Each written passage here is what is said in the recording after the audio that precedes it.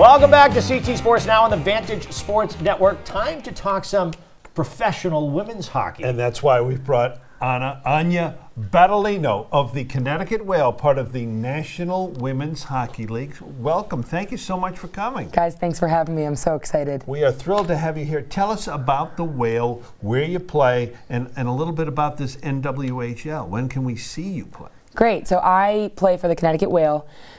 We play out of the rink in Northford, so the Northford Ice Pavilion up in Branford. And you can see us on Sundays. It's an exciting new league. It's the first time that women are getting paid to play hockey. The games are fast. It's high intensity. You're going to see a lot of fast-moving plays, like nice goals, things like that. But you're also going to have a kinship between the players and the fans that come to the game. We're signing autographs after the game. We're making sure we're getting in front of our fans. We're making sure that it feels like a really hometown feel with how we're playing. And so, you know, I think that's the biggest part of it is Sundays are for the NWHL and they're for the players like us, and we like to bring in that youth feel and really kind of embrace the community as much as we possibly can. This is your second year? This is my second year. So you guys, but the team started at Chelsea Piers in Stamford, and now you've moved up to the Northford Ice Rinks. Correct. In North Branford. How is it going? How many fans do you get? I mean, is this something that can catch on? It's a 4-team league right now, which, you know, you'd like to see more teams. Right. What are your thoughts here? So, you know, it's exciting. We just released that our All-Star game is going to be hosted by the Pittsburgh Penguins.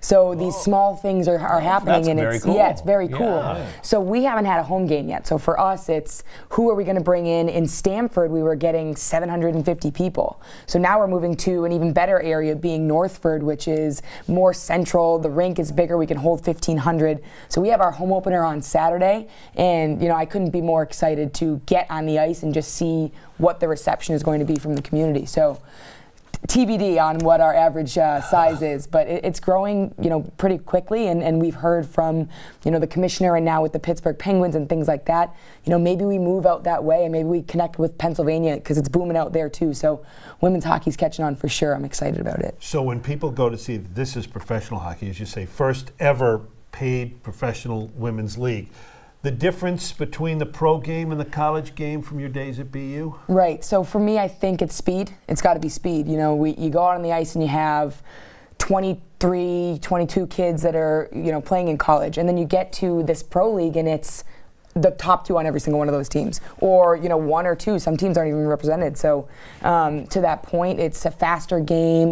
You know, you see nicer plays. The goals are scored, and you're almost like, wait a second, I need to rewatch. Well, we saw that in the video we were looking at. It's really good hockey. Yeah, it's the kind of game that's not necessarily hitting or, you know, big all fights, but it's really fast, interesting to watch hockey. So, you know, it's definitely an experience to catch. So you guys have to have other jobs. So you're pro players, but your salaries, you said the salaries range anywhere from no lower than $10,000 and as high as $26,000 for, what is it, a 5.5-month season or something like that. So how is that? To have to go to work, you go to work every day, and then you go play professional hockey. Yeah, you know, and I think my boss thinks I must be crazy because I'm like, oh, I'm going to lift, be. or I think I am. So barring that, I'm completely insane. A lot of us have jobs. I work in sales, which, you know, I think lends to my personality. I'm always out there talking, getting people involved. And I'm selling the league, Yeah, and that's things that we have to do. We kind of put on these multiple hats. I'm a player first. I represent the team in the PA, which is our Players Association.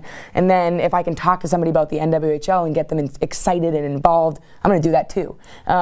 So, you know, every day getting up, working, it's tough. It's definitely tries the mind, but it's my passion. So I couldn't imagine doing anything else. I wouldn't want to be sleeping on a Thursday night. I want to be on the ice till, you know, 11:30. So you play Sundays. How often during the week do you practice? So we're practicing as a unit on Tuesday nights and Thursday nights, and then, you know, a bunch of us will get together and do skills camps, or some people work with hockey, like within that organization.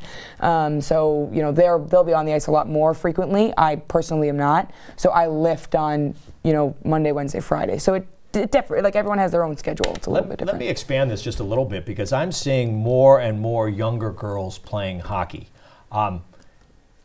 Is that part of the reason this is catching on pro? And are you seeing that as well? Because you've been involved in hockey for a long time now. Yep, I'm from Waltham, Mass. So I'm from the Boston area, which Massachusetts girls hockey has been huge for so long, and I've been blessed with the capability to play in my own town having a girls team.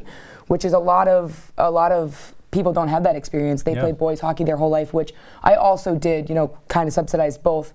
But it's such a fast-paced game that people are saying, okay, wait, this is not a guy's game anymore. Anyone can play. And when a girl sees me and I shake their hand and say, one day I'm getting your autograph, she's fired up. She's smiling. She's excited. She's confident.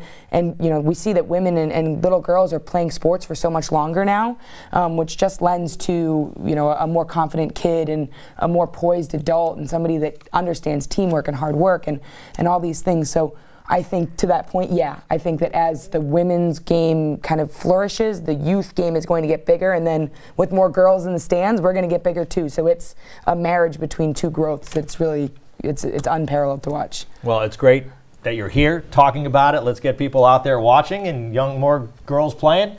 Thank you for coming in. Thanks for having me, guys. That's great. That's going to do it for us, Mark. All right. Until next time, enjoy Connecticut, everybody.